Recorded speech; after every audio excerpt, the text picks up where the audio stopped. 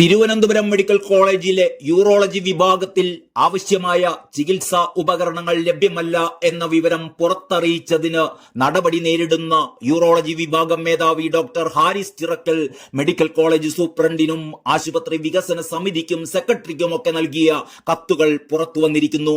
ഇതോടെ ശസ്ത്രക്രിയാ ഉപകരണങ്ങളുടെ ക്ഷാമം ഡോക്ടർ അറിയിച്ചില്ല എന്ന സർക്കാരിന്റെ വാദം പൊളിയുകയാണ്.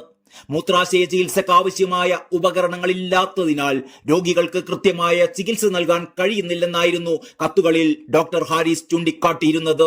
രോഗികൾക്ക് മറ്റാശുപത്രികളെ ആശ്രയിക്കേണ്ടി വരുന്ന സാഹചര്യം ഒഴിവാക്കാൻ അടിയന്തരമായി ഉപകരണങ്ങൾ വാങ്ങണമെന്നും അദ്ദേഹം ആവശ്യപ്പെട്ടിരുന്നു. കഴിഞ്ഞ മാർച്ചിലും ജൂണിലുമായിരുന്നു ഡോക്ടർ ഹാരിസ് ഈ കത്തുകൾ നൽകിയിരുന്നത്. ഡോക്ടർ ഹാരിസിന്റെ തുറന്നു പറച്ചിലൂടെയാണ് മെഡിക്കൽ കോളേജിലെ ആരോഗ്യ സംവിധാനങ്ങളുടെ പോരായ്മകൾ സംബന്ധിച്ച് വലിയ ചർച്ചകൾ ഇവിടെ ഉണ്ടായത്.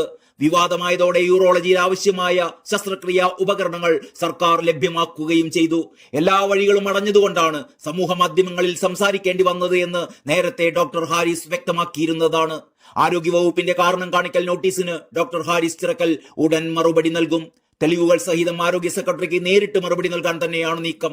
ഉപകരണങ്ങൾ ഉണ്ടായിട്ടും ശസ്ത്രക്രിയ മുടക്കി എന്നതടക്കമുള്ള ആരോപണങ്ങൾ ഉന്നയിച്ചായിരുന്നു ഡോക്ടർ ഹാരിസിന് മെഡിക്കൽ വിദ്യാഭ്യാസ ഡയറക്ടർ നോട്ടീസ് നൽകിയിരുന്നത്. എന്നാൽ മറ്റൊരു ഡോക്ടർ സ്വന്തം നിലയിൽ വാങ്ങിവെച്ചിരുന്ന ഉപകരണമാണ് ശസ്ത്രക്രിയക്ക് ഉപയോഗിച്ചത് എന്നാണ് ഡോക്ടർ ഹാരിസ് ചൂണ്ടിക്കാട്ടുന്നത്. തെറ്റായ കാര്യങ്ങൾ പ്രചരിപ്പിച്ചു സർക്കാർ അപകീർത്തിപ്പെടുത്തിയെന്നും നോട്ടീസിലുണ്ട്. ഡോക്ടർ ഹാരിസിന്റെ മറുപടിക്ക് ശേഷമായിരിക്കും നടപടിയിൽ അന്തിമ തീരുമാനം. വിദഗ്ധ സമിതി റിപ്പോർട്ടിൽ ഡോക്ടർ ഹാരിസിനെതിരെ നടപടികളൊന്നും ശുപാർശ ചെയ്തിരുന്നില്ല. നടപടി വേണ്ടെന്നായിരുന്നു ആരോഗ്യവകുപ്പിന്റെ ആദ്യ തീരുമാനം. സാങ്കേതിക നടപടികളുടെ ഭാഗമായാണ് നോട്ടീസ് എന്നാണ് വകുപ്പ് വിശദീകരിക്കുന്നത്. ഏതായാലും കുത്തഴിഞ്ഞു കിടക്കുന്ന ആരോഗ്യവകുപ്പിനെ നേരെയാക്കുന്നതിന് പകരം കുറ്റങ്ങളും കുറവുകളും ചൂണ്ടിക്കാണിച്ച ഡോക്ടർ ഹാരിസ് ചിറക്കലിനെ പോലെയുള്ള പ്രതിബദ്ധരായ ഡോക്ടർമാരെ ബലിയാടാക്കുന്ന അപഹാസ്യമായ പരിപാടിയുമായി സർക്കാർ മുന്നോട്ട് പോകുമ്പോൾ ഒരു കാര്യം ഓർക്കണം, ഇതെല്ലാം ഇവിടുത്തെ സാധാരണക്കാരായ ജനങ്ങൾ കാണുന്നുണ്ട്.